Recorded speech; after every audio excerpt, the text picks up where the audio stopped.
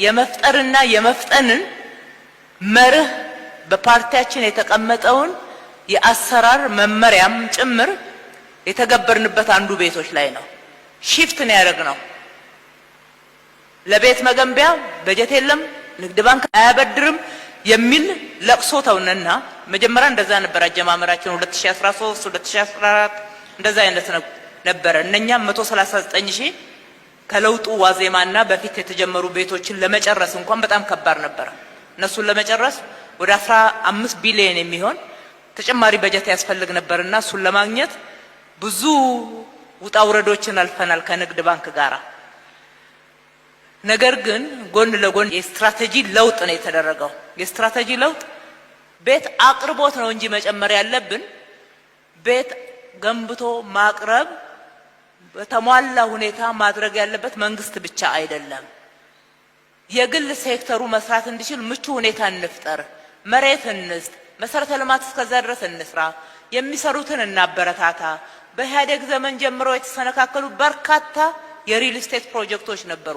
ሰብስበን እንደራሳችን ፕሮጀክት ቀርበናቸው እንዲሰሩ ምቹ ሁኔታ ፈጠርን። ከተማችን ላይ የቤት አቅርቦት ጨመረ ማለት ነው።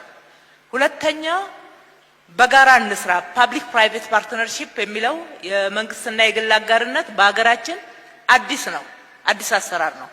ለዛ መተማመን እንድንችል በትንሹ ጀምረን በህጉ መሰረት ወደ ትልቁ ዘንድሮ ከ100,000 ቤት በላይ ከነሱ ጋራ ጀምረናል ማለት ነው። አቅርቦትን መጨመር ያው በጎ ፍቃድ ክቡር ጠቅላይ ሚኒስትራችን አስጀምረው በርካታ ባለሀብቶች ከመንግስት ባላነሰ ሁኔታ ለአካባቢያቸው ነዋሪዎች፣ ለድሆች፣ ለአገር ባለውለታዎች በተለያየ መንገድ ቤታቸው ራሳቸው ላይ ለፈረሰ የቀበሌ ቤቶችን አድሶ በመለወጥ በኩል ትልቅ ሚና ተጫውተዋል። ይሄ 40,000 ቤት የምንለው ምናልባት እኛ ብረት ኳሪ ሳይታችንን ድንጋይ አቅርበን ይሆናል፣ መሬት አቅርበን ይሆናል እንጂ ፒውርሊ የከተማችን ባለሀብቶች የሀገራችን ባለሀብቶች የተሳተፉበት ነው።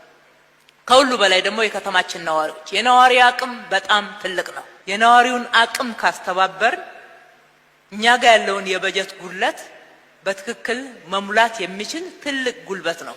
የአዲስ አበባ ህዝብ በማዕድ ማጋራት ይሁን የድሃ ቤቶችን በመገንባት ይሁን የአካባቢ መሰረተ ልማትን በትናንሹ በመስራት በኩል ሲደመር ትልቅ የሆነውን በመፍጠር በኩል ትልልቅ ድርሻ አላቸው። እሱን ሪኮግናይዝ ማድረግ ነው። እሱን መልሰን መሸለም፣ እውቅና መስጠት፣ ማበረታታት፣ ሰርታችኋል ብለን አሰርተን አንሻማቸው ማለት ነው። እነሱን አሰርተን እውቅናውን የምንወስድበት መልሰን እኛ ከሆነና እነሱን ስማቸውን የማንጠራ ከሆነ ምንድነው ትርፉ የሚሆነው? ለነሱ አትሊስት ለቢዝነሳቸው ለስማቸው የሰሩትን ስራ እውቅና መስጠትና ለወደፊቱም ቢሆን ህዝብ ፊት የሰሩትን ስራ ለአክብሮትና ለተጨማሪ ቢዝነስ ይጠቀሙበታል። ፕሮሞት ማድረግ ይገባናል ማለት ነው። አንዱ እኛ የጠቀመን እሱ ነው። ፕሮሞት እናደርጋቸዋለን። በየአመቱ ይወዳደራሉ በከፍተኛ ሁኔታ ፕላቲኒየም ተሸላሚ፣ ልዩ ተሸላሚ፣ የጎልድ ተሸላሚ እያለ ልክ እንደ ግብር እውቅና እንሰጣቸዋለን።